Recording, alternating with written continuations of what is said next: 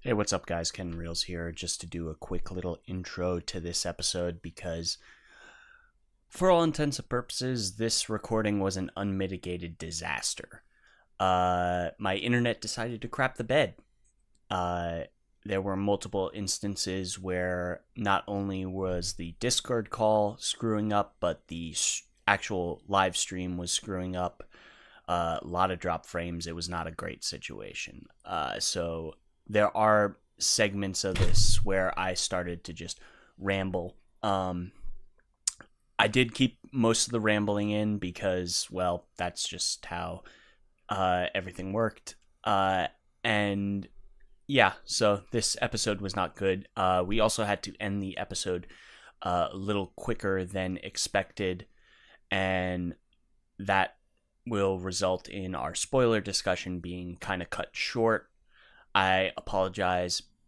We will be probably doing a supplemental episode that I'll record on offline, and we'll add that as a bonus episode to this one on the feed when we do so. So yeah, guys, apologies. Shit happens, and hopefully next time I have a guest on, everything works okay and doesn't fall apart. For that, yeah. So let's just go on with the show.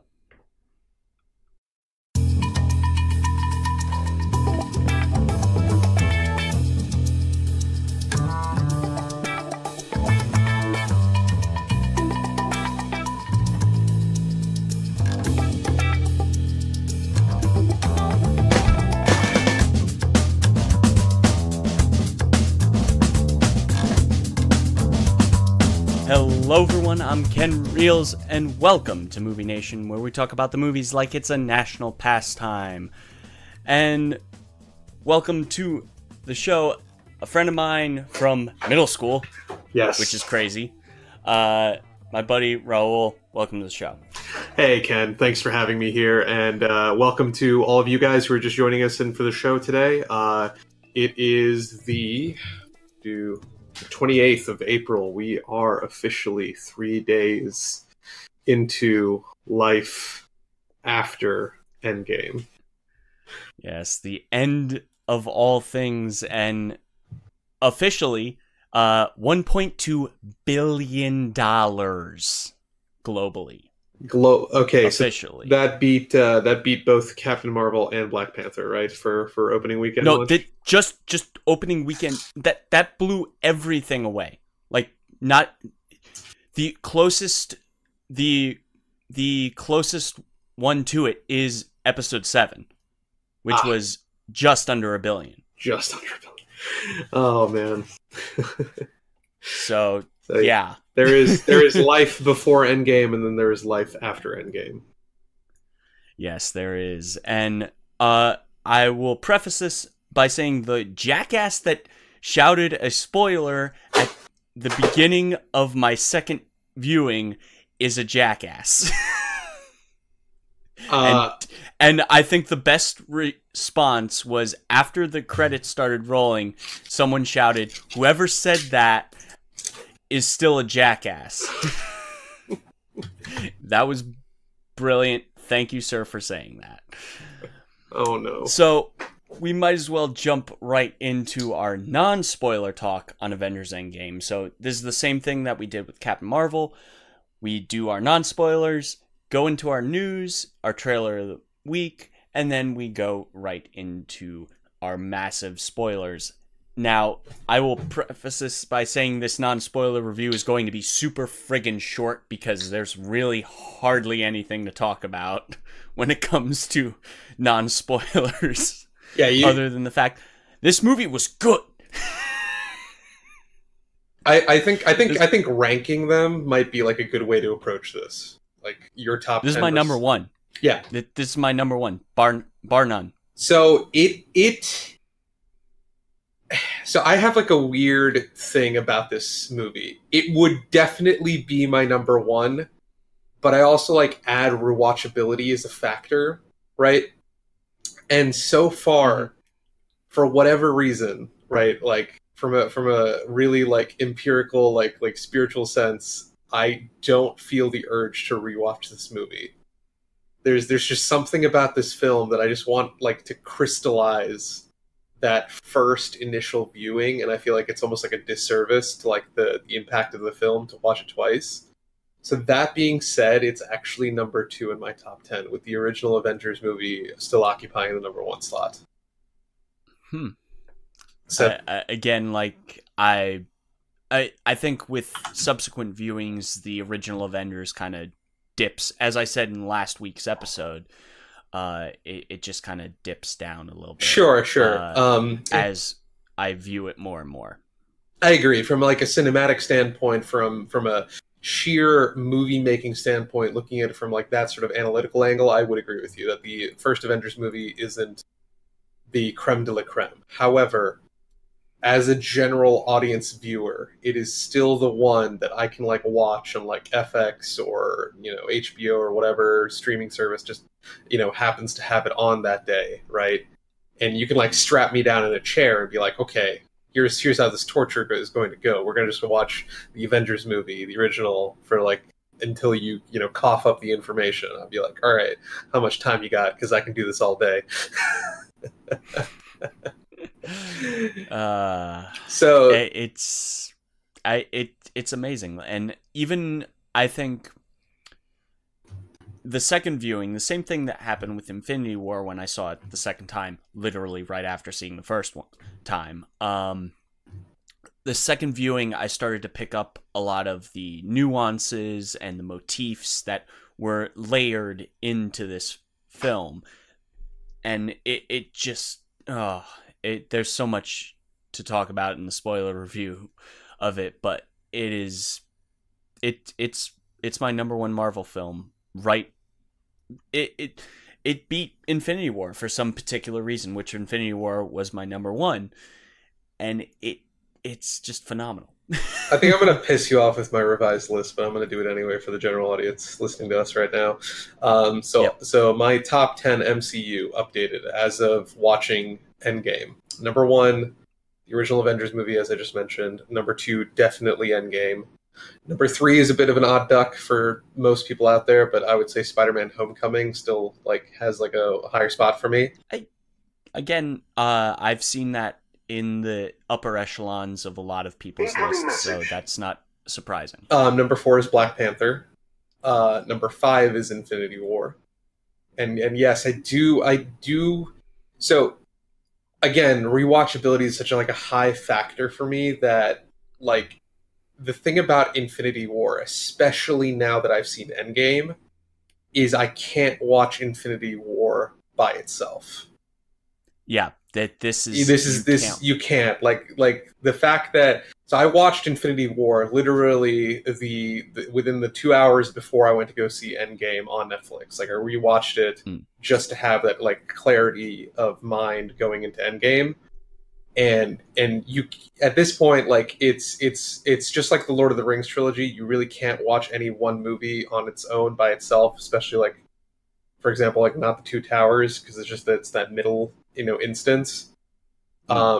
This is that movie, or Kill Bill, right? Like definitely like it's almost like Kill Bill. You have volume 1. Kill Bill is one movie. I refuse to say that it's volume 1 and volume 2. Exactly. It's just one movie. It is just one movie. I would say the same thing for the Infinity Saga, because that's what I'm going to call it from now on. Because it's not, I mean, that's what they're actually calling it. Exactly. No so that's the thing. So the Infinity Saga, specifically these last 2 Avengers movies, have to be watched back to back if possible. Because that is the proper way to see them at this point. So yeah, in a nice beautiful 6-hour chunk. Exactly. No, like there's no other way to do it. Like if you're going to watch them, it has to be kind of all like rolled into one. That being said, so just quickly breezing through the rest of the list. Number 6 is The Winter Soldier, Captain America. Number 7 is Guardians Volume 1.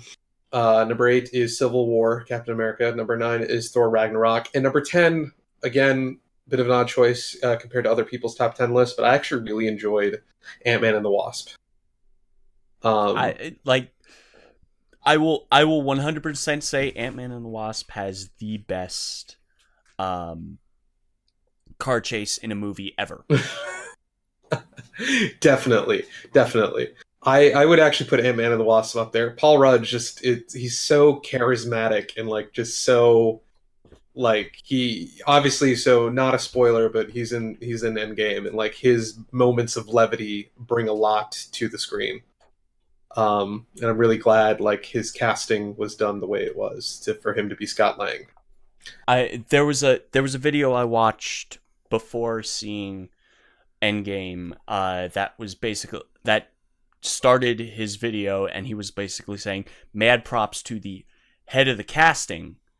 Yes, because there's one person behind the casting of the entire MCU, and she's amazing. She is amazing. I forget her name, but they just did like a highlight talking about her recently. Yeah. Here, let's not be those people real quick.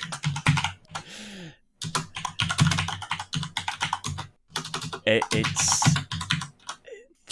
the I know her this is unprecedented. Sarah. It's an unprecedented. Sarah Finn. There we go. Sarah Finn. Yes. We owe Sarah Finn a lot. A lot. A lot. It's... She's been completely on point for every single character, I would argue. I mean, and some would argue that Brie Larson as Captain Marvel doesn't work, but I think that's bullshit. Oh, especially okay. After seeing what the Russos did. So here's the character. Here's the thing. That's the problem. See, like there's two parts to a character. There's like, for example, Chris Hemsworth, right? Like Chris Hemsworth has a very intuitive grasp of the Thor character, to the point where he went out of his way to like campaign to maintain the character development and the character persona that was brought to life in Thor Ragnarok, and have that still carry over to Endgame, right? So, like, that sort of, conscientiousness about how the audience receives you, like, that is something that the rest of the Avengers totality of cast has and intuitively possesses. Brie Larson, on the other hand, she was adequate. She was more than adequate in Endgame by direct comparison to Captain Marvel. I much preferred her in Captain Marvel than I did. I'm sorry. Let me backtrack on that. I much preferred Captain Marvel in Endgame as opposed to her own movie. That is for sure. Yeah, I think the issue is being that she, technically speaking, she filmed Endgame scenes before she did her Captain Marvel film, which I don't know if that's apparent on screen. It doesn't necessarily feel that way. But it's also apparent that with Captain Marvel having 5 friggin' writers on board, they had no consistency in character. So you've already heard my thoughts in Captain Marvel, but just for the rest of the audience, we extremely did this on length in private chats. Yes. I think you and I had like a 3-hour, like kind of compartmentalized over like many hours or days, like discussion on the length of Captain Marvel. No surprise based on my criticisms. I am simply not a fan of the movie.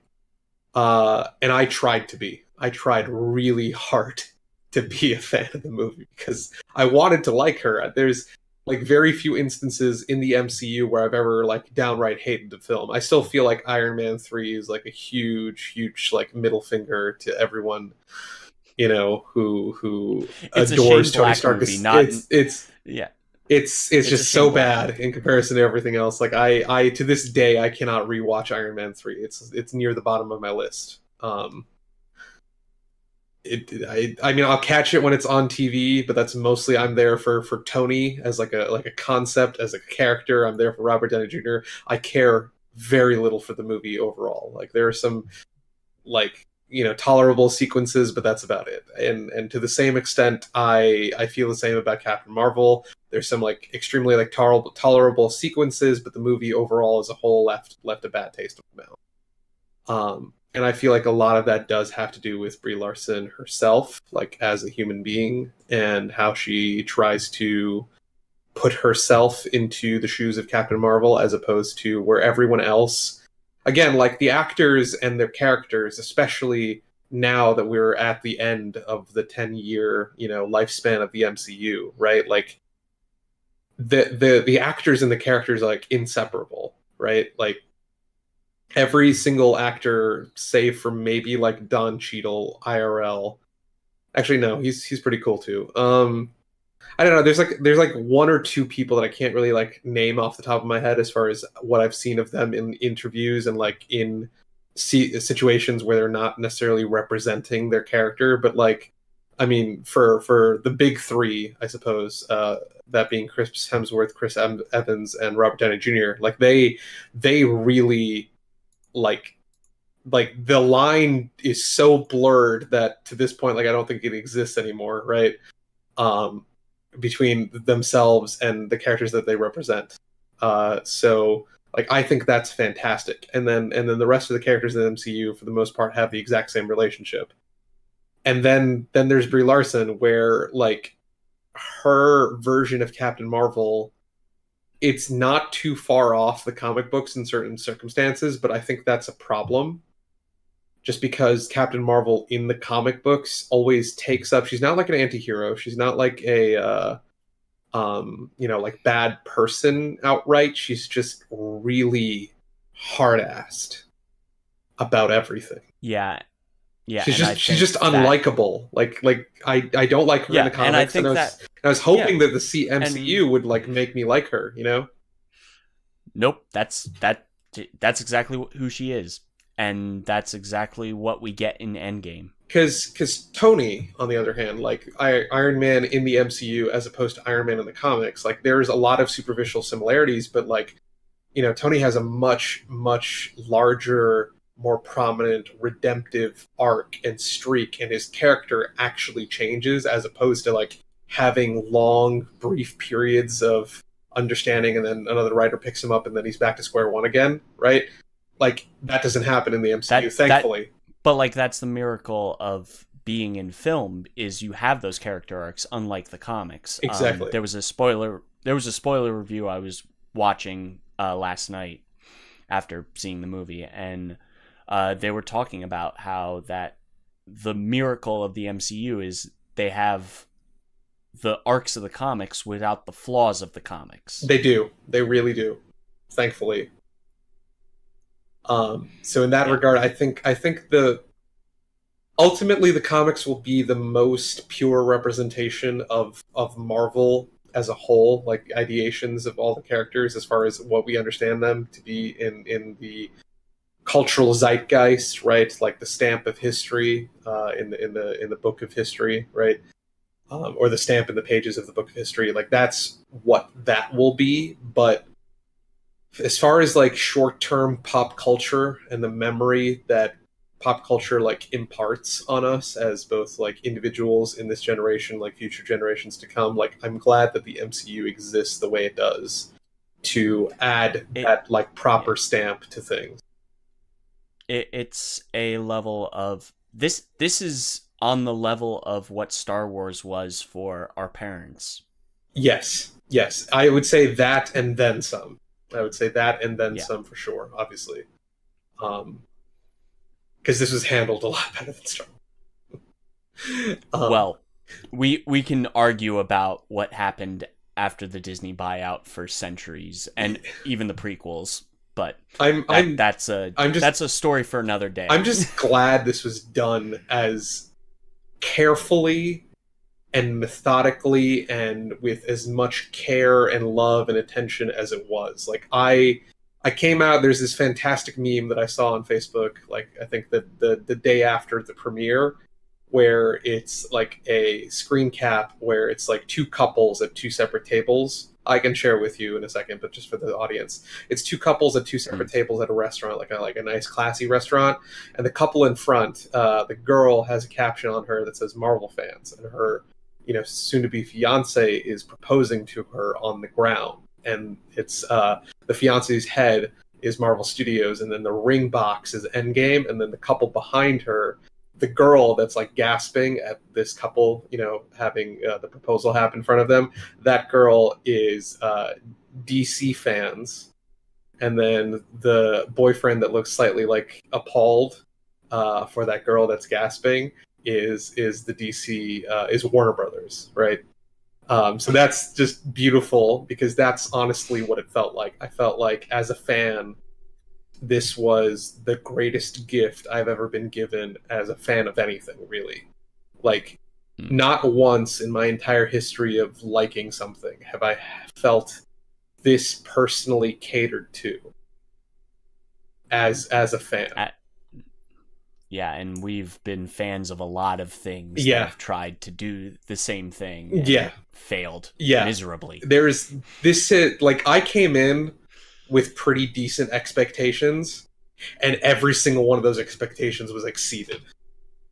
Like, yeah. I have nothing bad to say about this movie. Like, whatever I can say is, like, super nitpicky. Like, obviously, we'll get into that in spoiler talk. Like, very, very nitpicky. There are shots in this movie where I went, that is going to be a wallpaper on my computer. Yeah, the cinematography, that is something that I would like to discuss at length, too. Is there anything left to cover in the non-spoilery part of this? I don't think, honestly. So we're going to go ahead and go right into our news because we've only been talking for like 20 minutes on non-spoilers because there's really you can't not talk spoilers on this movie because there's so much to talk about in a 3-hour movie. There's a lot, and can I just say, like, the fact that it's 3 hours, it didn't feel like it was 3 hours for whatever reason. Oh no! The first time I watched Infinity War, I felt like that was like a longer movie. Like, I felt like Infinity War. It kind of did. Yeah, it kind of did feel longer. I felt like Infinity War overstayed its welcome. And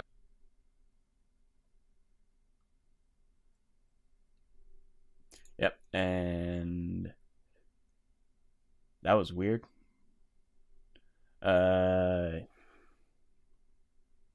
Yeah, Discord is just being a derp, so give it a minute. Return of the King extended. Yeah, we lost you on that whole rant. Oh no. Okay. Yeah, what was the last just thing you go heard? ahead and go ahead and repeat. No, but what was the last thing you heard so that way I know where to pick up? Basically all of it got lost. So okay. Go ahead all right. So can we? Yeah, I was just remarking on the fact that by comparison, Endgame felt a lot shorter than Infinity War did, like in relative time. So I would have been okay staying in Endgame easily another 15 to 20 minutes, which would have put the runtime in the same category as the extended cut of Return of the King, which I've seen many times. Or any of the other historical epics like Lawrence of Arabia and stuff like that. Yeah, so like those films, I would have been perfectly okay with additional content in Endgame. As opposed to, oddly enough, like I felt like the way Infinity War was cut, it overstayed its welcome with the tangents. There are some things that I think could have gotten cut from Infinity War. Yeah. There is nothing that I would cut, except for like one thing, again, that I'll talk about in like spoiler talk. Yeah. So we're going to go ahead and jump into the news because if we talk anymore, we're going to start spoiling. So the first news story of the week is that Steven Spielberg finally opened his mouth again about his beef with Netflix. That isn't actually beef, apparently. It's apparently a beef with exhibitors. Okay. So last month, Spielberg there was a report going around that Spielberg was trying to block Netflix movies from being for Oscar consideration unless they had more substantial theatrical runs. Eventually spun into a narrative he was against Netflix, trying to defend old Hollywood from the new streaming service, and there was more nuance and complexity, I guess, coming around. Honestly, he should have clarified his statements a lot more. And this is apparently a full statement from his people. And this was published in the New York Times.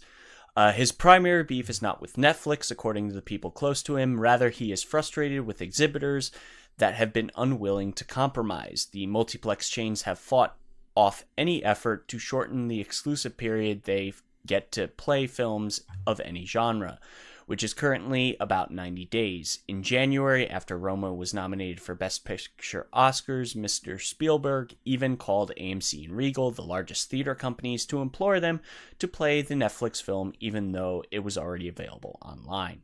They refused. Spielberg specified his emphasis on the preserving theatrical exhibition. I want people to find their entertainment in any form or fashion that suits them, Mr. Spielberg said in an email in response to queries about the New York Times article. Big screen, small screen, what really matters to me is a great story, and everyone should have access to great stories. However, I feel people need to have the opportunity to leave the safe and familiar of their lives and go to a place where they can sit in the company of others and have a shared experience. Cry together, laugh together, be afraid together, so that when it's over, they might feel a little less like strangers. I want to see the survival of movie theaters. I want the theatrical experience to remain relevant in our culture. Now, we have talked at length on this show about Spielberg's comments on quote unquote comments, apparently not, on Netflix. At one point I talked for 20 straight minutes on how he's an old man and shut the hell up. I think the fact that he didn't clarify his statements until just recently is an indication of he might have actually thought what originally came out, and then he kind of moved back a little bit on his personal stance. What are your thoughts on this? I feel like it's not so much a power play. I feel like it's a publicity play. So this is like more or less the first I'm hearing of it in its total detail. There are, first of all, Netflix is one of the best things to happen to entertainment. Why? So far, as a development house, it is not beholden to the traditional paradigm that affects the rest of Hollywood in film production. As in, you have a few, dozen or so primary investing bodies or individuals that kick in, anywhere from a few grand to a few million to, billions of dollars in some instances, right? And ultimately, that does not bode the best for artistic development or creative development or innovation in any of those circumstances. So to see independent cinema is drowning. Well, mid-tier independent cinema has been drowning for the last decade. Yeah. So the fact that we have even a semblance of that in the sort of production that goes into developing content for streaming services, whether they'll be Amazon Prime original films or Netflix original movies, right? Like, these are things. Well, here's the thing with Amazon. Amazon doesn't put their stuff out until that 90-day period is over. Netflix does a worldwide release. That's what exhibitors are kind of against. Like, they don't want the worldwide release on Netflix as well as theaters. At least the big theater chains. There are some smaller theaters that have screened Netflix stuff. There's an art house down that's a good half-hour drive out from me that played the one with Idris Elba 1 or 2 years ago. They played that film in their theater, but that's also an independently owned chain. So who knows? I think this might be kind of a backing out of some of the comments he made, specifically because, here's the thing. Netflix is funding his buddy Martin Scorsese's film because no one else would. Not a single, no one wanted to fund The Irishman. And then Netflix came in and said, we'll fund it. Exactly. So, like, having that opportunity, like, I don't know why he's biting the hand that feeds him, in effect, or, relatively speaking. Um, It's if it's a I mystery. it exactly if I was at an operational level where I had the ability to not only propose that sort of content, and have the means to actually like see it produced, Netflix would be the people that I'd asked first. I'm like, hey, listen, this is going to be a thing more so than anything else that anybody else has going on, and you know it, I know it. Here it is on paper. This is going to work. Let's make a deal, right? Like that sort of And open. apparently that Netflix proposes to these people is insane, because even though they're not allowed to talk about it, they kind of hint at that this deal is really good for them, for Exactly. creators. Yeah, yeah. So honestly, I feel like this is more a publicity thing than an actual power play because it doesn't make sense from a power play standpoint. He's already in a losing corner as it stands. So when people Yeah, raise their voice, given that he and this is the man that's the head of the Directors Guild. exactly, when people raise their voice in instances where they're at a disadvantage, such as this, right, or where their position is generally weak and shaky at best, they raise their voice not in an effort to win or to draw attention to try to draw power to their corner, but given the circumstances when they lose, they're asking for a safety net.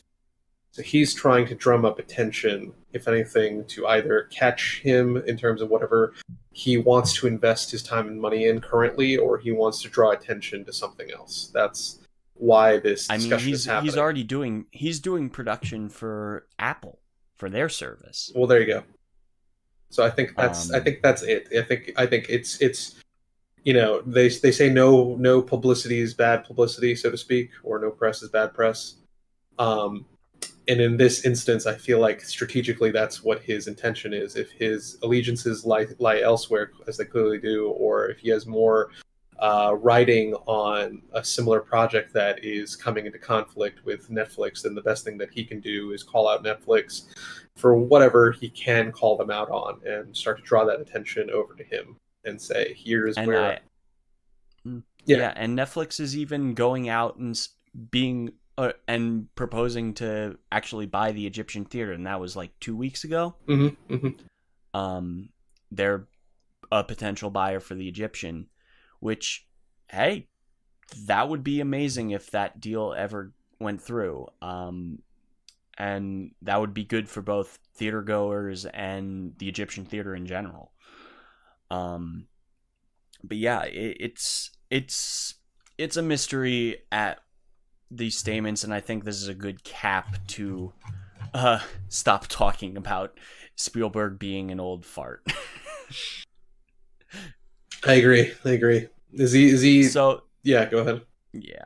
So the next article on our docket is that another old fart, uh, speaking of Spielberg, who actually produced Green Book, the director of Green Book, Peter Farrelly, is actually signed on to helm a Vietnam War movie.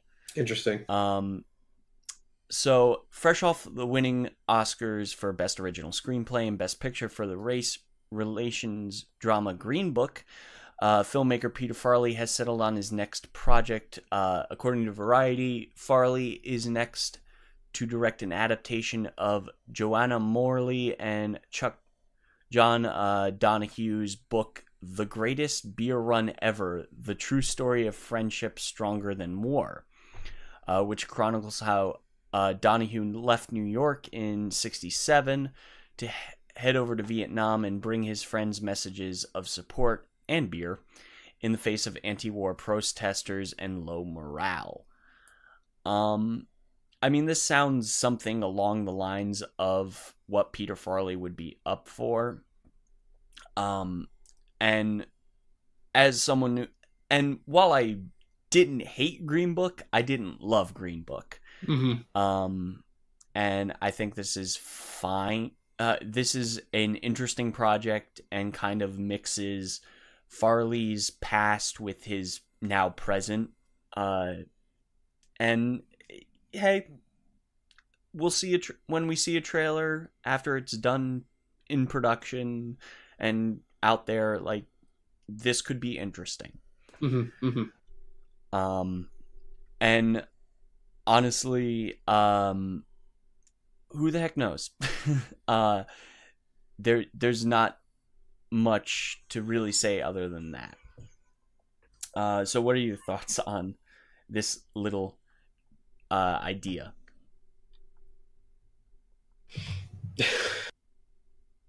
The deep breath of when are we getting back to spoiler talk for Endgame? Oh man. But this is a very small article. Again, Yeah. it's been slow. It's been slow ever since Star Wars Celebration, because the last 2 weeks have been really, really slow in movie news. Thanks, Star Wars. I mean, and Endgame for basically killing a lot of the general news. hype for other things. Yes, I agree. Yeah.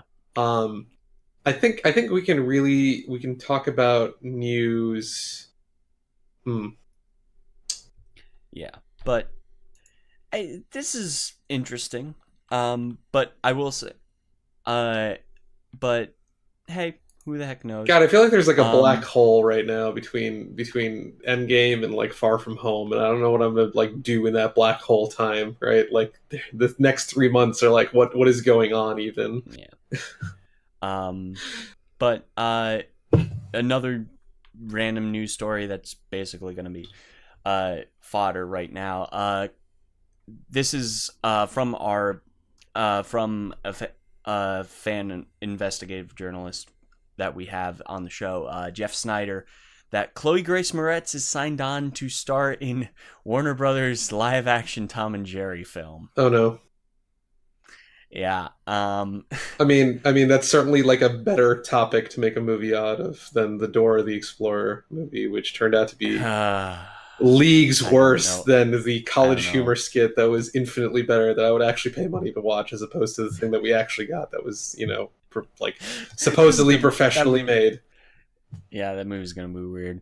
But apparently Chloe's poised to play Kayla, a new employee at a posh hotel where Jerry takes up residence, threatening to ruin a glamorous wedding. She hires a broke alley cat named Tom to come in and get rid of Jerry, which proves to be easier said than done. That may be best, as the duo will likely need each other to defeat Kayla's villainous boss, who isn't a big fan of either of them. And also they have stated that Tom and Jerry will not be talking, unlike the animated film that came out in the 90s, I believe, where they actually talked, and that was really, really weird. And they're going to be animation. They're going to be CGI animated into the film. So I feel like it's going to be along the lines of the Garfield sequel, right? Like in terms of just. I mean, if they get the boss to be played by like someone really good at playing a mustache twirling villain, I think it could be at least enjoyable in that sense.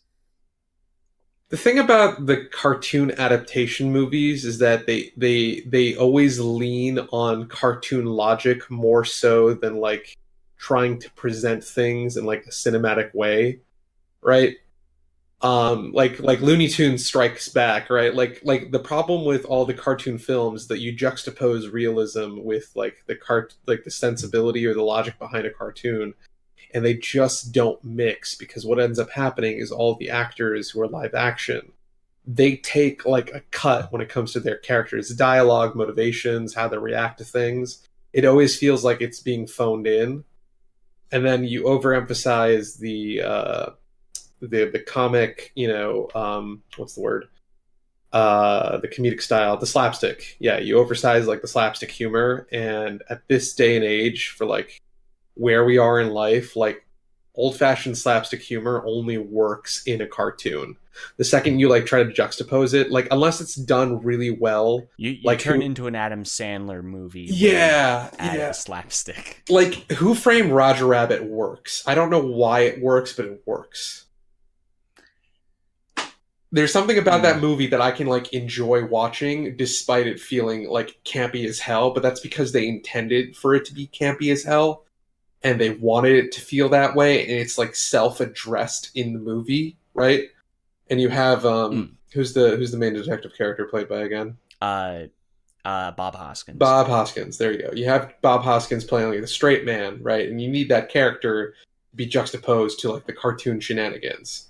If you have like the main character, just like in Garfield or in like any other like weird like mashup or like Son of the Mask or something like that, right? Where it's too chaotic. It's too like this is here strictly to like exist and not necessarily to make you laugh, but for this to be a movie that you can turn on to like fill in for like a babysitter for your 5-year-old or your 8-year-old, right? Yeah, it could very well be that babysitter fodder kind of film. Exactly. I mean, we've already gotten that this year with Wonder Park. So like those kinds of movies don't even appear on my radar. So my heart goes out to you who have to brave these waters. I have to sit through these kinds of dog crap. You're a stronger man than I am. Though I have avoided a good chunk of them in the past, mostly because there's other stuff that has come out along with it that I'm like, oh, I'll go see that instead. When I see a movie like Wonder Park or a movie like this, I go like, okay, is there something independent that came out very recently that I can go see at a theater, because this is independent kind of time. Time to go see an independent film. There you go. But yeah, no, I like Chloe. I think she's a great actress. I think she's gotten the short end of the stick when it comes to some of her acting choices post puberty. She's gotten some really bad raps. Though I did find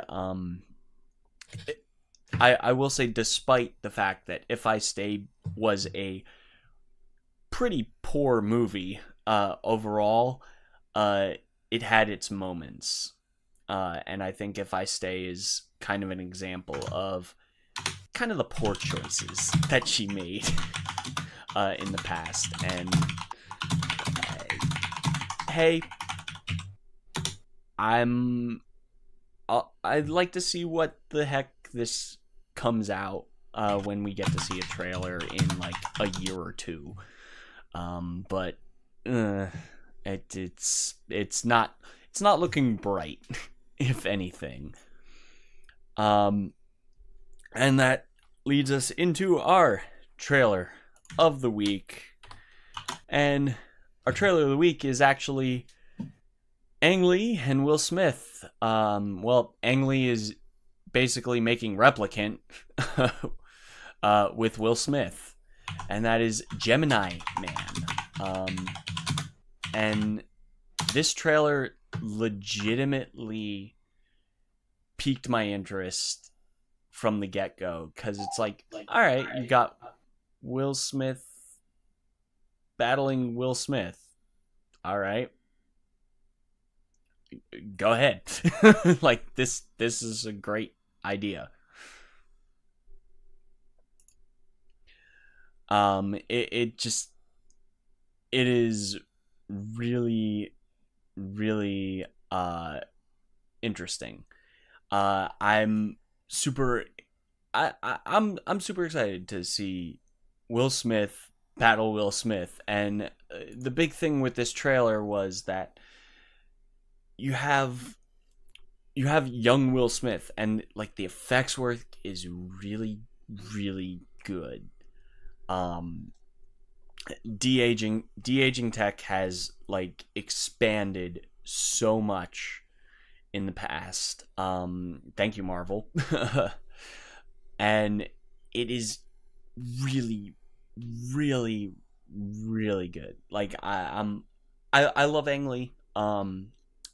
Life of Pi was amazing, and I actually really liked Billy Lynn's Long Halftime Walk, which was his last film.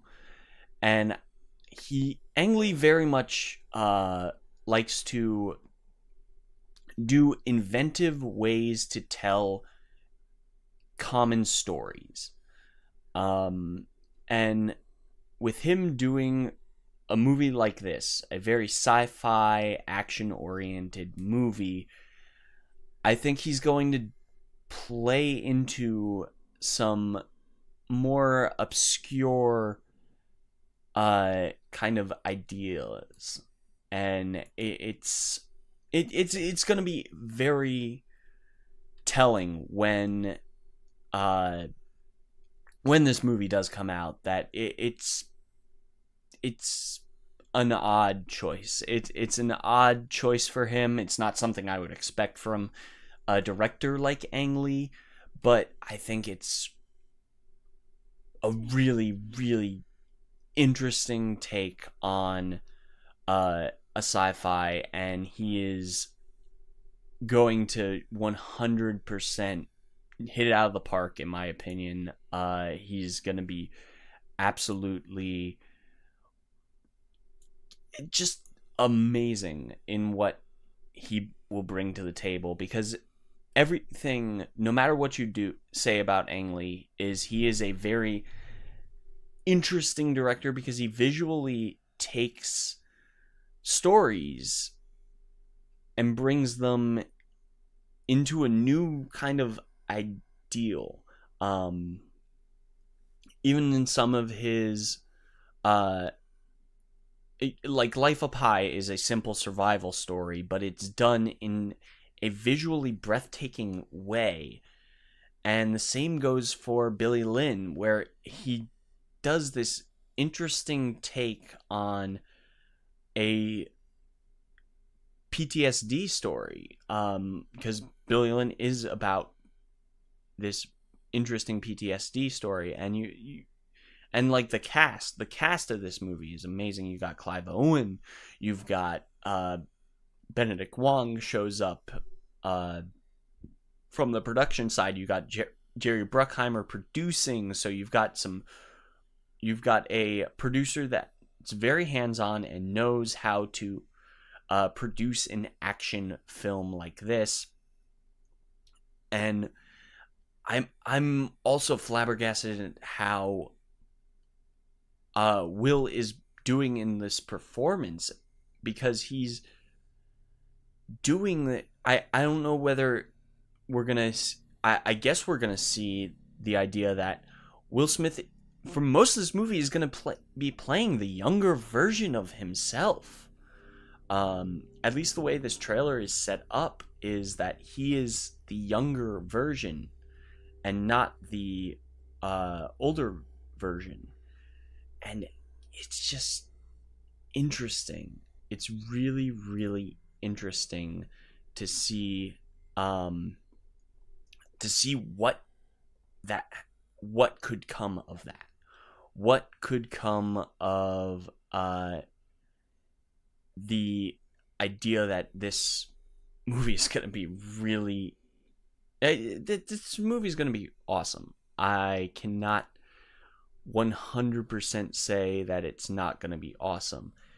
And while Raul's in the bathroom, I'm just going to basically say that before we get into this, this is all going to get cut out of the actual podcast. So I'm going to vent for a little bit.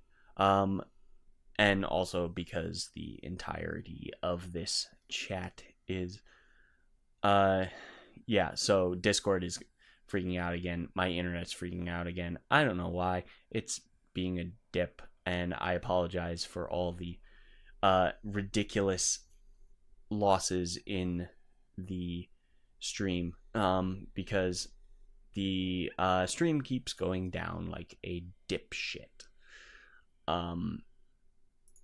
At least on my end, there's a lot of dropped frames that I don't know what the heck's going on with. It's clearly on Twitch's end, or my internet's end. I don't know which. So that, and nope. We're going down again. Hey boy, I love having to deal with spotty internet, even though my internet is really damn good. Um so yeah, this is always fun to deal with. Um and I love dealing with this chat being a dipshit. Uh I love Twitch being a dipshit. I think it's on Twitch's end. It more than likely is on my internet. Because yeah, no, there we go. Back to green again. Back to normal health. I don't know what the heck goes on with my internets. And I love having to edit. There's a lot of editing that's gonna be done this time. Oh boy. That's the miracle of watching these things live. Everything goes to shit. But yeah, no, recording these this is the miracle of having to do, well, not having to do, just doing this stuff on Twitch. You get some really dumb things that go on. Thank you to everyone that is lurking in the chat, because I do have the chat up, don't worry. I do see you all there that are lurking, but it's a tough episode this week. Not only dealing with the guest, but also dealing with the fact that the internet is being a dip shit. And no one likes when the internet is being a dip. But yeah. Yeah. It's no one likes being an internet dipshit. But I'm just gonna go ahead and pull up the big news story, because I believe this is the full article, the full numbers are out. Yep, the weekend estimates for Avengers Endgame are up and ready to go. So normally we don't talk about box office numbers on this show, but Avengers Endgame is a big difference. And we have that Avengers Endgame is looking at an estimated $350 million opening weekend here in the States, and internationally it's gonna rake in $859 million. That is insane. And I'm gonna go ahead and run down all the records that Avengers Endgame is breaking right now. So the largest Thursday previews 60 million, which was previously held by Star Wars The Force Awakens. Widest opening 4,662 theaters. Previous record was held by Despicable Me. Largest Friday opening day and single day, 156.7 million. Previous record holder, Star Wars Episode 7, 119.1. Largest Saturday, 109. Previous record holder was Infinity War with 82.1. Largest Sunday, 84.3. Avengers Infinity War was also the previous record holder of that with 69.2. Domestic opening weekend, 350 million. Previous record holder, 257.69 million with Infinity War. Number one movie market share, 90% of the movie market share this weekend was Endgame. The previous record holder was Age of Ultron with 84.5. The highest per theater average, 75, a little over 75 $1,000 per theater. And the previous record holder, who is not stated in this article, someone goofed when they wrote this article on Box Office Mojo. Largest April opening, largest spring opening, PG-13 opening, and 3-day gross goes to Endgame, previous record holder, Avengers Infinity War. Previous weekend overall, top 12 gross, $389 million. That is just the projected numbers, not the actual numbers, so who the heck knows. Previous weekend was the weekend of Force Awakens, I believe. The fastest to $100 million one day, and Star Wars The Force Awakens did that. Fastest to 150 one day instead of 2 days for Infinity War. Fastest to 2 million 2 days, 3 days for Infinity War. Fastest way to 250, 3 days, tied with Infinity War. Fastest 300 million. Star Wars The Force Awakens did that in 5 days. Endgame's done it in 3. 350, 3 days, 6 days for Force Awakens. International opening weekend, $859 million. The previous record holder was half that, with $443.15 million. Fate of the Furious. Worldwide opening weekend, $1.2 billion. As ridiculous. Global 3D opening record, $540 million. Holy crap. And it is absolutely bonkers, these records. Global IMAX record, almost $100 million in IMAX grosses alone. And that's with Star Wars The Force Awakens. All the Star Wars films had IMAX exclusivity. Every single screen was playing IMAX Force Awakens. That is also a testament to how much IMAX has grown as a format. A lot of theaters have upgraded some of their theaters to IMAX. And that's a huge testament to just like the few years between Force Awakens and Endgame, that there's a lot of IMAX theaters that are out there. And when you break down the top 16 markets internationally, you got China, UK, Korea, Mexico, Australia, Germany, India. Speaking of which, with India, I read previously that the Endgame beat out the highest gross in India, which was a big Bollywood like sequel that had come out, and that got, and Endgame like blew that out of the water. The film will release in Russia on Monday, serving as the final international market where the film has yet to be released.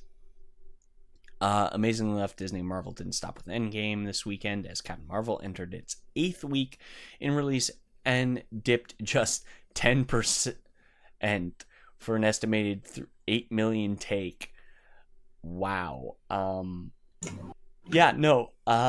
Single-handedly, Endgame is dominating the box office, both on a domestic level and a global level as well. And welcome back, my dear sir. I was about to say, I'm pretty sure the people want to know why Endgame is dominating so much and why it deserves to do so.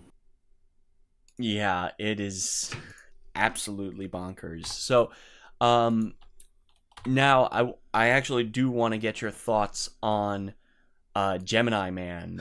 Yeah, real quick before we move on, for sure. Before we go into our big main topic. So I think this is going to be a good segue, but I think where Gemini Man really is going to shine is just the showcasing of the technology that we have right now. It's no surprise that Marvel, as of late, has done wonders with the de-aging tech that has been utilized to not only de-age Robert Downey Jr. in Civil War, but moving forward from there, de-aging Samuel Jackson, Michael Douglas, Samuel Jackson, vast majority of the cast in subsequent films such as Captain Marvel and Ant-Man.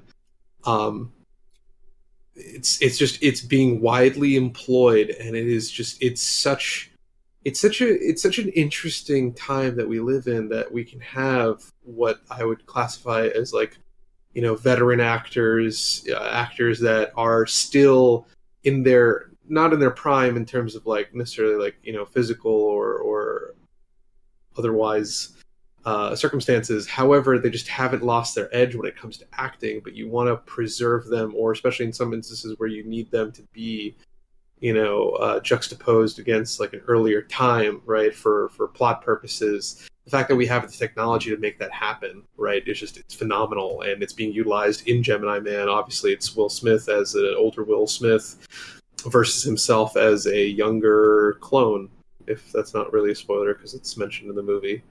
It's literally in the crux of the trailer. Yeah, it's the whole crux of the trailer, so that's not really a spoiler. But it reminds me, it gives me some, like, serious Looper vibes, which I love Looper. And it's nice to see Will Smith, like, actually doing a good, solid Will Smith movie, who we haven't seen him do something like that since, like, Hancock, I think, was the last decent one. And people argue Hancock is a bad movie. I did not think Hancock is a bad movie at all. No, I believe we saw that together. I believe we did. I think the problem with Hancock is that it was coming out of, like, a time between the Sam Raimi Spider-Man films and the Dark Knight trilogy, the prime of Marvel. Did Hancock come out then? I don't think it was out. Hancock, I think, was 2009. Was it 2009? Was it after Iron Man? I believe so. I'm pretty sure it was 2007. I don't know why. I feel like it's 2007. 2008. 2008. All right. So before or after Iron Man? Because if it's before, then it makes sense. Just after. Okay. Iron Man. Then that equally makes sense. So yeah, you have what effectively is a major IP superhero movie, and then you have, like, an original concept coming hot off its heels, right? So obviously that's not going to play too well, considering the whole point of the movie is to break several superhero tropes, right? So the timing was bad in Hancock. I personally feel like that was a phenomenal movie to do its job. I think so. Fatigue is weird, like, when it comes to films. So just so we can stay on topic, right? Like, in relation to Gemini Man, I don't know what its relationship is to existing IPs. If it's, like, working off of something. I heard, like, a rumor that it's based off an old Jean-Claude Van Damme film. Was that the Replicant Man? That it's not based off of Replicant, but it's very similar. Okay, so there you go. It's similar in concept. The idea of Replicant is that there's two versions of Jean-Claude Van Damme. There's the villain version, and then there's the actual cop. Yeah, that's trying to catch the criminal. Exactly. So that's not, like, a new genre, but, like, that's the thing that films such as this, they need to understand what their audience is craving. I wouldn't say the film, but I would say the filmmakers, right? Like, juxtaposition is really important. Yeah, but I think the big thing that I'm excited for is the fact that it's Ang Lee directing. Sure. And Ang Lee does a lot of he does conventional stories, but presents them in unconventional ways, which I can appreciate. Like Billy Lynn's Long Halftime Walk, which was his latest film and did not get a lot of theatrical play. That film took a very fantastical approach to showing a soldier dealing with PTSD. And the same thing with Life of Pi. It's a survival story, but it gives this very fantasy vibe to how it gets played out. And I'm interested to see what he does in a very sci-fi setting, as a director and just as a fan of his directing. I agree.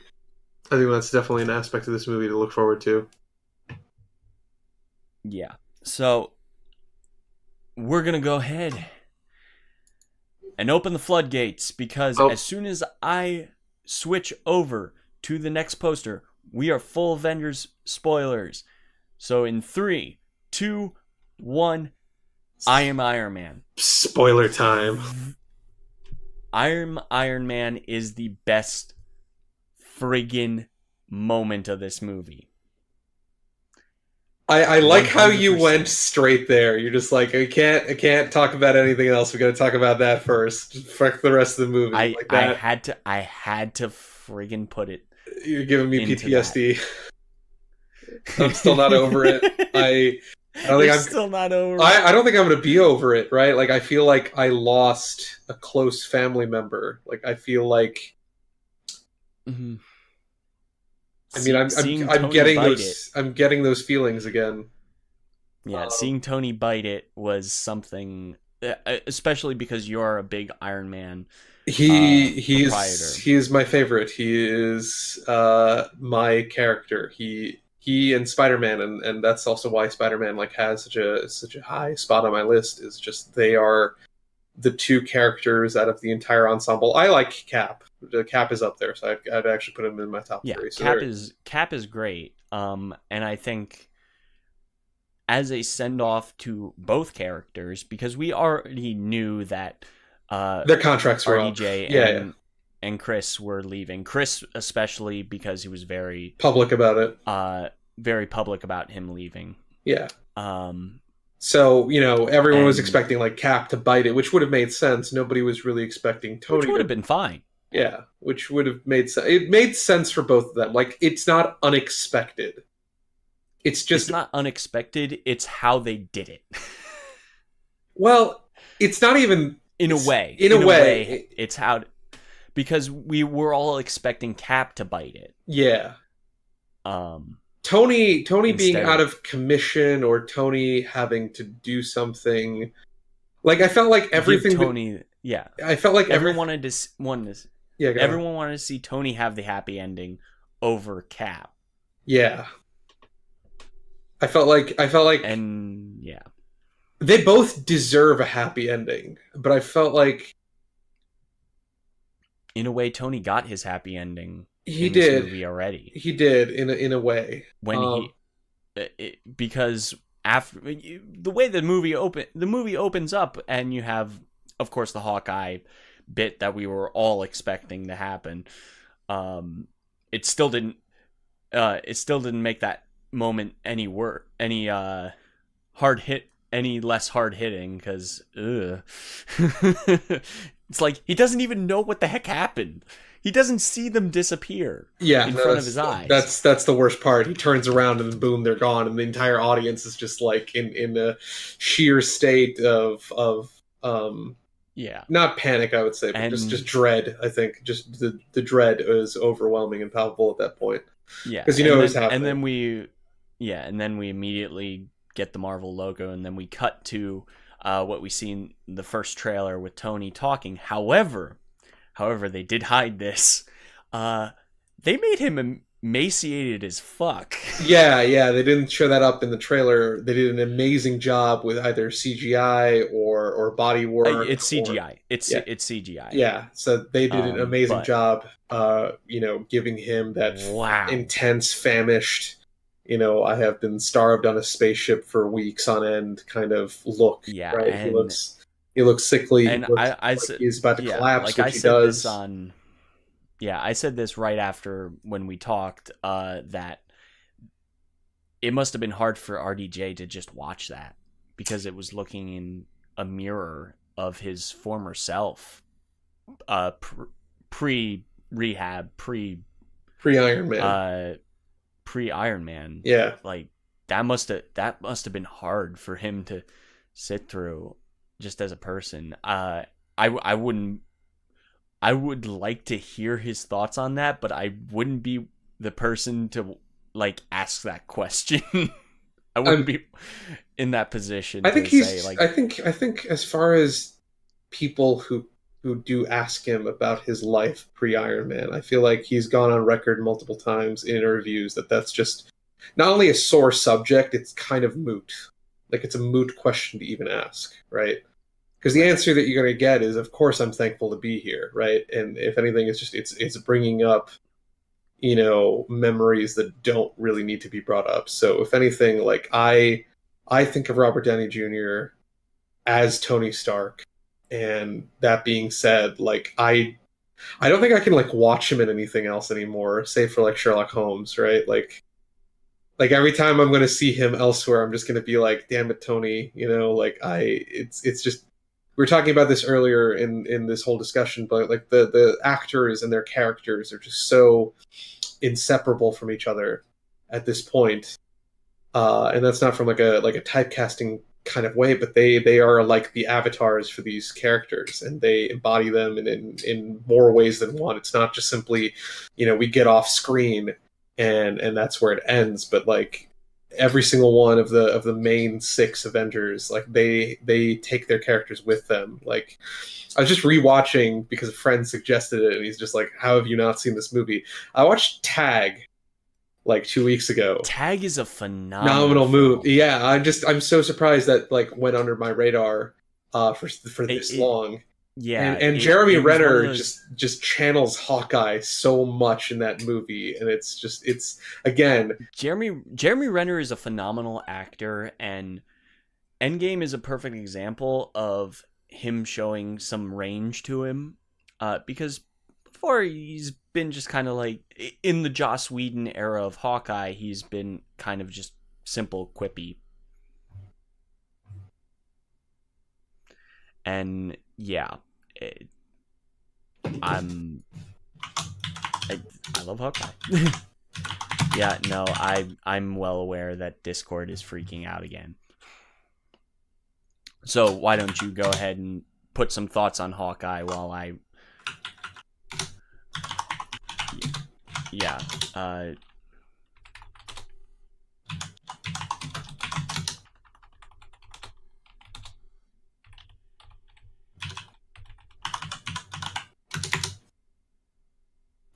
So,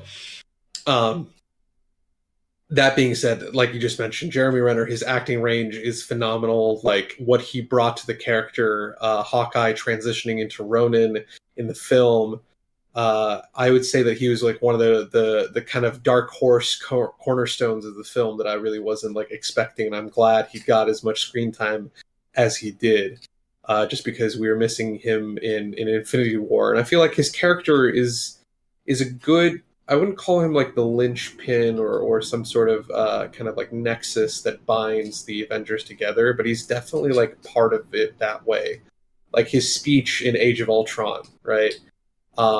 Where he's just trying to rally Scarlet Witch and Quicksilver at the time. His speech that he gives them about like how he's, you know, like nothing makes sense. You know, we're fighting robots, we're floating in the sky.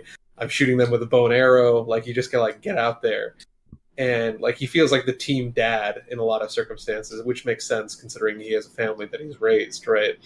But he and Natasha in the background, which we like is a good segue. Like they just feel like parental units. Like again, like if I was, and they mentioned this in the film, family is like one of those themes that's like brought up a lot in the context of this movie. In also comparison to like past films like Guardians of the Galaxy Volume 2, but I felt like family has a even stronger precedent in this movie as far as being a topic for people to address as far as like one of the main themes of the film. But that being said, they talk about family a lot, and there's a family dynamic that is very evident in this movie that, you know, in the past has only been like lightly touched upon, like for example the after party scene in Age of Ultron, in a few moments here and there between characters in Civil War and in Infinity War, where they had the opportunity to do that, but we really haven't seen that family dynamic outside of the second Avengers movie, Age of Ultron. And to have an entire 2/3 of the movie dedicated to that family dynamic amongst the team, like that was incredibly refreshing. Like that was the most fun I've had at the movies was the first 2/3 of the film, outside of the last third, but the last third is the climax, right? So like that's fun in a whole different sense. But like having those, private character moments where the characters just got to be human, in the movie, and like just finally just have the opportunity for that to take place like wholeheartedly, that was incredibly refreshing. So like going into like the family dynamic of the Avengers, obviously like Hawkeye and Black Widow, Natasha and Clint, respectively, like they occupy like definitely like a parental / older sibling role. Steve, as in Cap, right? Like he definitely occupies like very like grandfatherly type role in the as a leader. Tony's like the favorite, like eldest child almost, that kind of like does his own thing, that's like slightly edgy, that people also rally behind. And then obviously you have like the child, which is Peter Parker, right? And then you have like Ant-Man, who's just like the weird uncle. And you have this just lovely family dynamic of everyone like working together. And the fact that there were like entire segments of the movie dedicated to that, where everyone was, despite this being like a very like somber, dramatic, kind of morbid movie in certain parts, or like as an overall like theme, to have those like intense moments of brightness and levity, like that's what really puts this movie above the rest. So like again, you're able to experience the deep relationship and the connection that each one of these characters has, and the movie really focuses on those relationships between the characters. Like that's the crux of the movie.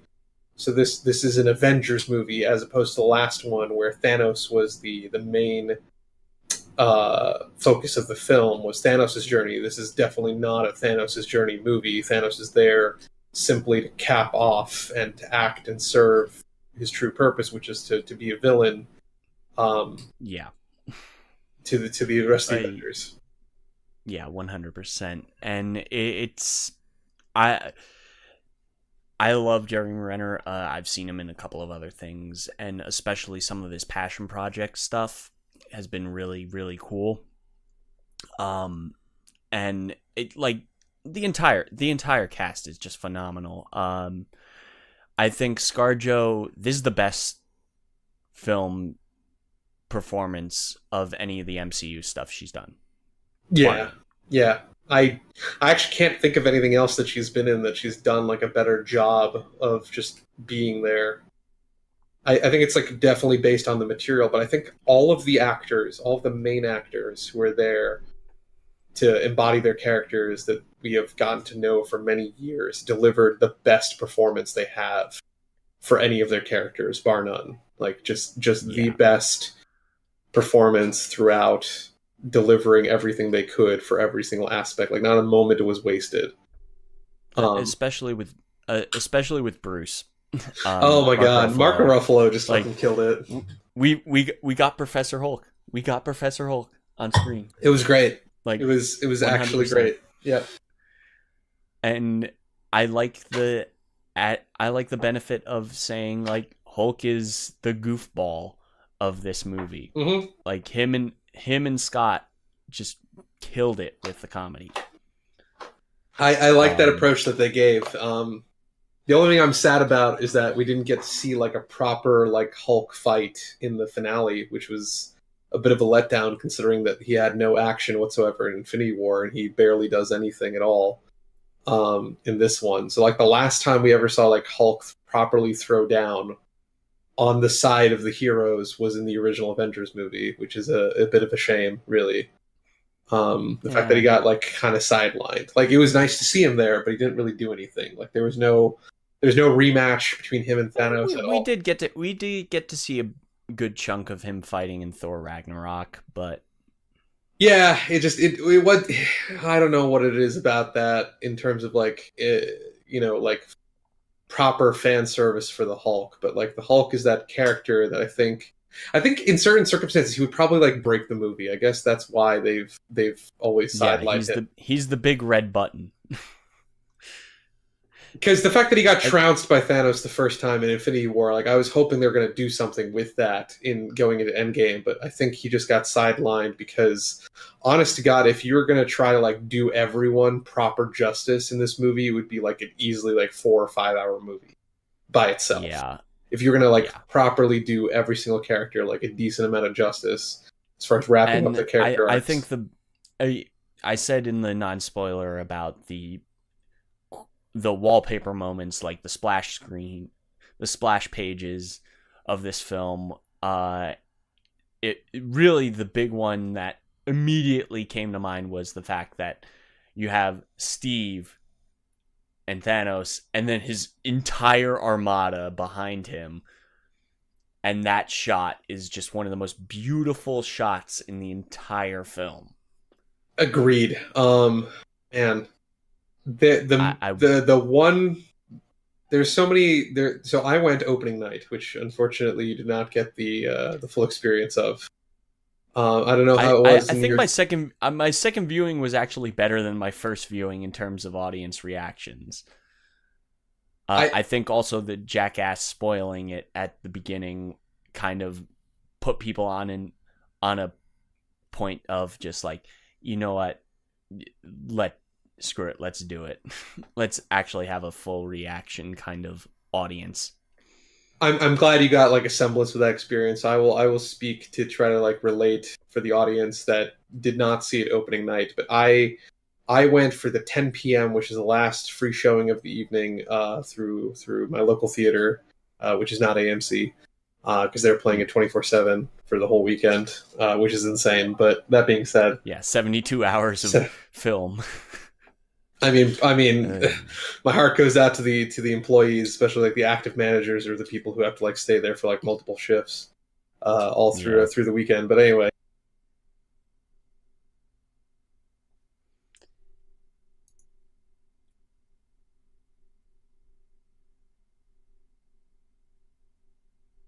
Yeah, thanks, Discord. Yeah. Ay, ay, ay. The one that I've had since high school, since the first Iron Man movie is actually when I bought that shirt. So I've had that shirt for a while. I've tried to keep it in like immaculate condition, etc., and I only break it out for MCU movies. But that being said, right, you had people dressed in the quantum shoot shirts. You had people tweeting, live chatting, talking, discussing the film before and after. Like it was just, it felt like I was at an amusement park.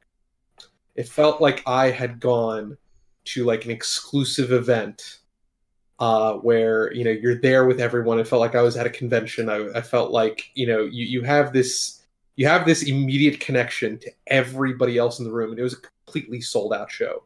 Like when I say completely sold out, like there are people that I don't know how they managed to get in, but they managed to get in for whatever reason. But they were literally like people standing up in the back in the final row, trying to like occupy the handicap spots, right? Yeah. Just as tickets because I think the policy that they have with those seats is if they're unutilized, then they'll sit people there that obviously don't need them. But that being said, like there was an overabundance of people, not a single seat was spared. It was completely full. And I saw it in IMAX, so we have like this massive theater, giant screen. I didn't have the best seat, but I didn't have the worst seat in the house. I had something like in between on the edge, but not only the far edge where I have to like kind of crane my neck too far to the left or the right. Now you see I'm the guy that likes the aisle seats. Oh, really? I see. I can't see that happening in IMAX. For like the far edges, like I felt really bad for them just because of the way the 3D works. Is you Yeah, basically if you're seeing it in 3D, I don't yeah, it's gonna like hurt your that. it's gonna hurt your eyes. Yeah. Like I don't sit like that for 3D films when it come, but you rarely around here, like you rarely you're going to see it in 3D. But the nice thing Mostly about the because movie, of the audiences that being not said, going to see it. of course, Yeah. of course. But that being said, the way this film was filmed, right, Oh, with the utmost intense clarity of any film that yeah. I've seen in the last 5 to 6 years, like Well, just they filmed both this and Infinity War entirely on IMAX cameras. yeah, and it shows. Like there's no adjustment happening. There's no like kind of distortion or something that's been like scaled just to fit the film or the platform in which you're viewing it, right? There's none of that happening. You can see that this was made to be seen in IMAX, and I'm glad I was able to secure the spot and do it that way for that opening night show. But going into the actual movie to talk about those highlights, obviously we addressed the finale moment. I kind of want to do this in order. So Yeah, so we'll go ahead. yeah. So, We've already talked about Hawkeye. We've already talked about Tony coming. Tony emancipated. yeah. Emaciated, sorry. Emaciated. Emancipated. Why am Emaciated. That's the word I'm looking for. Jesus. 7 years ago, right? Yeah. Actually, that's more. After we get the little conversation, the little message for Pepper, he goes and rests his eyes, and that's a motif that comes into play with his entire story in this entire movie. Was the "you can rest now"? Yeah, definitely, kind of motif. Definitely, and of course we get to see what everyone assumed was going to happen, that at least in terms of the speculation, that Captain Marvel was going to save Tony and Nebula in space, and that is exactly what happens. Which I was expecting to at least, like, I don't know why they didn't show the end scene from Captain Marvel, or like how that fits into the timeline of things, because she like, I mean, for a 3-hour movie, they probably cut that on purpose. Yeah, it would have been nice to have that context in there, because the way it's cut, it's almost like as if she found them on her way to Earth, and that effective after credit scene in Captain Marvel is effectively retcon based on the sequence of events in the movie. So I wish they had kept that in there to address the fact that she got to Earth first and then went and found the Benatar. Yeah, we'll probably, that'll probably be like a deleted scene or something. I hope so, because otherwise it does fuck with the timeline a little bit. I think the Russo said there was like 10 minutes at most of cut content for this film, which is quite an achievement. The fact that like that's all that hit the cutting room floor, as opposed to like I'm sure there's like more in terms of like actual sequences that were shot, but like but like in terms of. But they said there's about like 10 minutes worth of deleted content that they would put on a Blu-ray. I don't know if there was more in Infinity War, because I feel like there was definitely more in Infinity War as far as stuff that did hit the cutting room floor. I think there was like but like in terms of what was put on the Blu-ray, I think it's like 15 minutes at most. That's the thing. I wish and also some of the stuff on the deleted scenes for Infinity War are all just like alternates of certain scenes. Yeah, that kind of pisses me off that these days we don't get like true uncut versions of films. Like, well, unless you're Zack Snyder. Yeah, it just like I don't think we're ever gonna get something equivalent to like the Lord of the Rings extended cuts. Like I want something like that. I want like the true, like hardcore, I'm a fan, I'm willing to sit here for X amount of hours, give me the grand experience. Like I don't think we're going to get any of those anymore, and that's like a shame to me. I think in the future we might, because movies are getting longer and longer. It's clear just from all the stuff that's come out. Like, I was about to say, American audiences don't have anything on the fact that, okay, so for the context of the audiences, I'm Indian. So like I've experienced the Bollywood phenomenon. I've watched many a Bollywood film here and there. and they all have easily 2.5 hours to 3 hours and 30-minute run times, anywhere in between, right?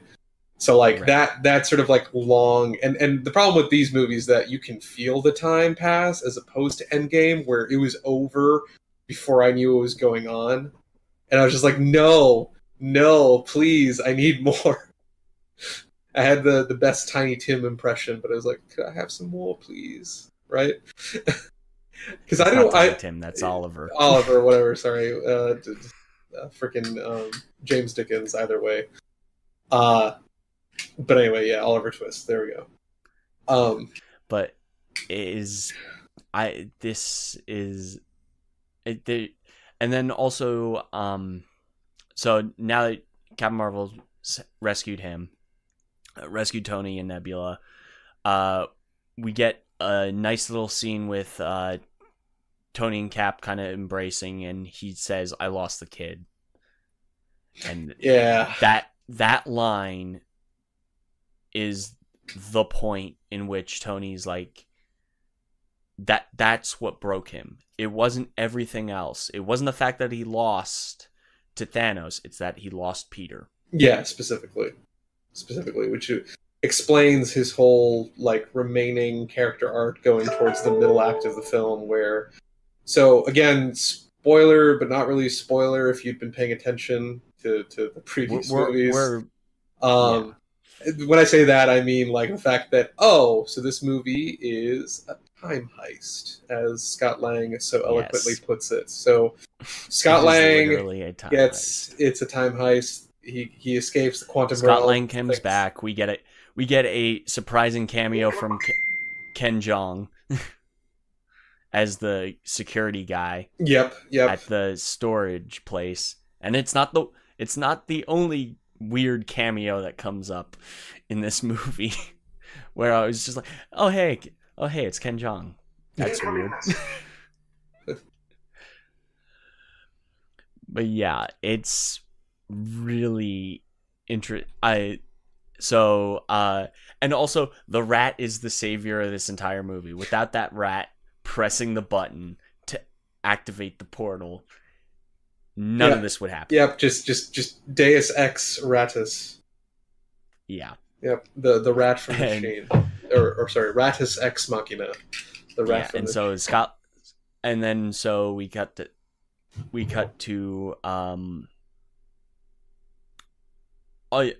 before that we actually have that conversation around the table that we saw a quote unquote clip of, with them talking about going to attack Thanos without Tony in it.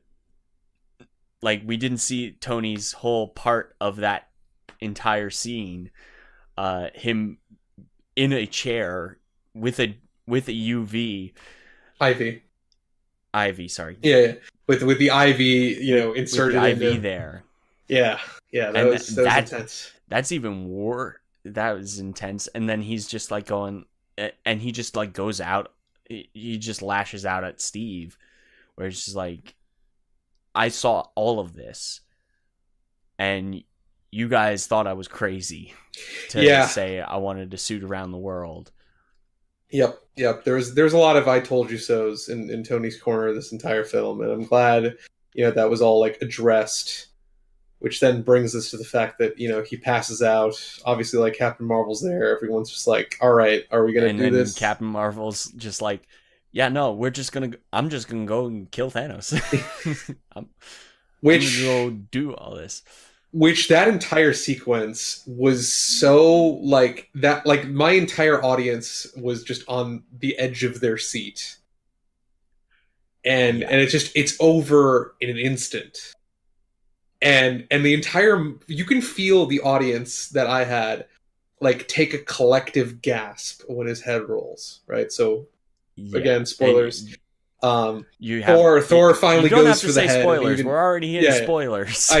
Just for the record. Well, I mean, like I didn't want this to be like a play-by-play of the movie, but that's what we did with That's what we did on the show with Captain Marvel. So okay, so play-by-play of the movie, yeah. So we're just play-by-play. Thor takes Stormbreaker and just goes for it and lops his head off, clean off. And then the entire audience is just like, well, now what? Like, what is the rest of the movie going to be about? You know, like, where do we go from here? And then it's because what Thanos did, right? The way they find him is they notice that there's an energy spike indicative of the same one that he uses the first time in Wakanda in Infinity War, and he uses it again on that planetoid that he finds himself on. And we all thought, oh, he's just like using it to like make a home here. No, it turns out he used the Infinity Gauntlet to destroy the Infinity Stones so that they could never be used again. And that's what that energy spike was. So they go back and they're like, well, now what? We can't do anything, right? And so we go back to having an entire part of the movie be dedicated to the aftermath, and then we have that time skip. Yeah, and it's just like the 5 years later, and the way they did that was great. Or it just goes like 5 years later. Yeah, it's just, oh my gosh. Just the heaviness of that, we're just gonna do this. We're going to time skip and essentially solve the whole Marvel MCU timeline BS and say like, yeah, no, everything is now, we're now 4 years in the future.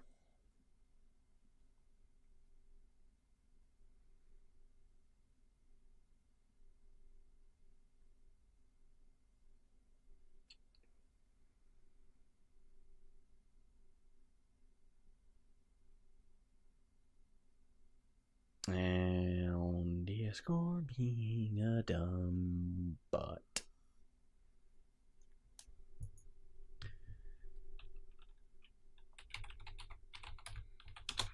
Still there? Oh, yep. Yep. Yep. Internet's being a dumb butt.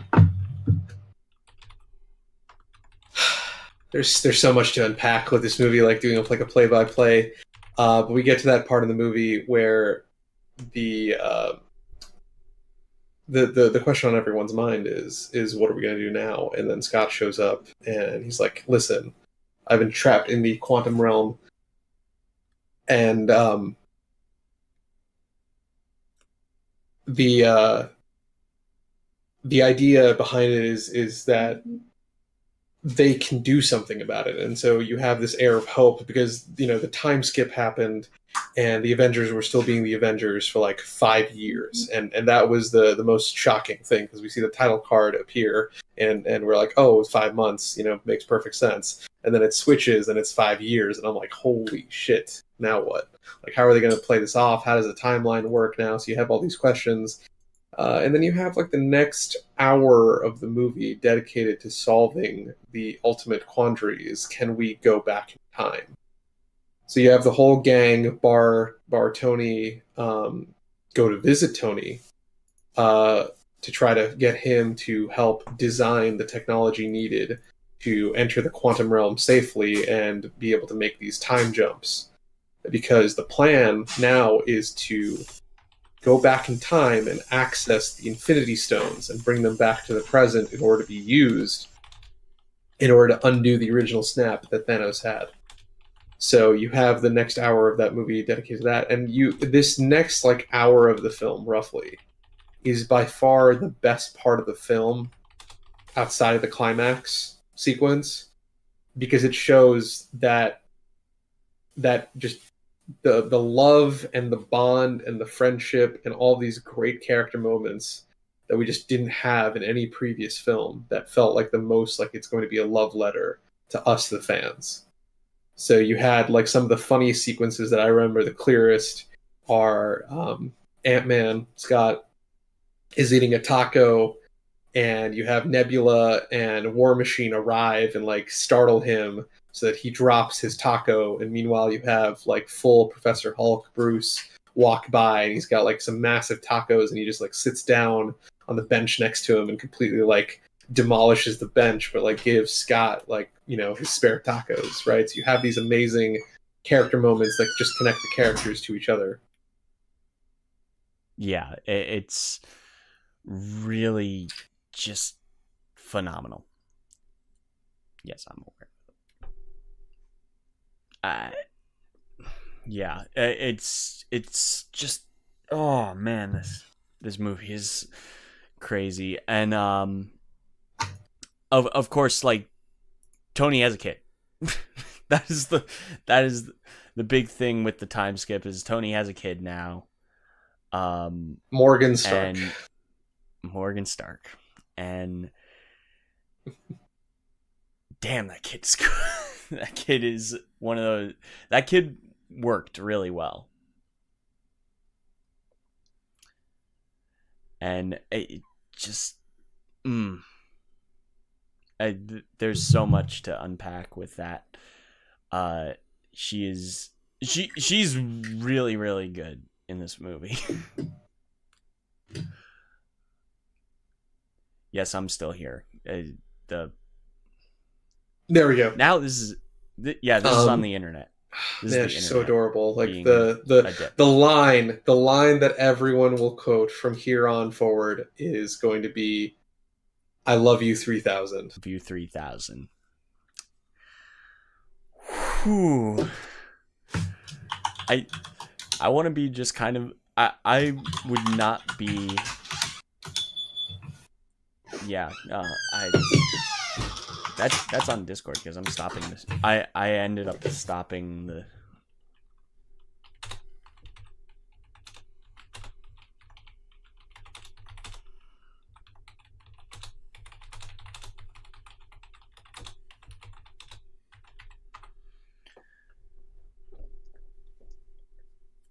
Yeah, it's interesting. It's Morgan is amazing. Like, I Love You 3000 is going to be, I kind of want to see some jerk walk around with a shirt saying "I Love You 3000." And that's going to be on a t-shirt, and I'm going to buy the shit out of that t-shirt. Like, that is going to be my thing, and it's going to be, instead of an arc reactor, or sorry, instead of a heart, it's going to have like an art reactor. And that is the t-shirt that I will buy and wear and cherish forever. Oh man, I think there's so much to this movie that we might need to potentially cut this in half. I think true to the form of the movie. We're going full on. We're going full on. I don't care. Like, it's going to be a pain to edit, but I don't give a shit. I know, robot. Oh, okay. Yeah. So I think we could maybe unpack this at a later date, just for the audience, to give them like a proper due diligence and talk about all the climactic aspects of this movie. Yeah. So we'll have like a strictly just a spoiler talk. I think that's the way to do it. Yeah, but we'll strictly have a bonus episode of the show. We'll record that at some point in the near future. But yeah, this Endgame is phenomenal. There's nothing more to say than this is a phenomenal film and something I will cherish for a very, very long time. It's going to be the movie that we carry with us for the next at least 10 years or so. It's going to be the film. It took 10 years to get to this point, and it's going to carry over for the next 10. Regardless of what happens in Phase 4, we're always going to have this highlight, which was this movie, the fact that we were able to see it. Yeah, I think that's a good place to call it a wrap. Yeah. So anyway, guys, we shall assemble next time. So yeah, that'll be I'll add that as a supplementary episode in the near future. But thank you guys for listening and or watching. You can follow me at Ken Reels on Twitter and Instagram. You follow the podcast at Movie Nation on Twitter. Movie-nation.com is where you can find the podcast. We're on Spotify, iTunes, Google, Pretty much anywhere you can. Stitcher, you can find us there as well. Anywhere you can get your podcasts, you can find us there. My dear sir, what is your Twitter handle? What do you want to pimp out? Floor's open to you.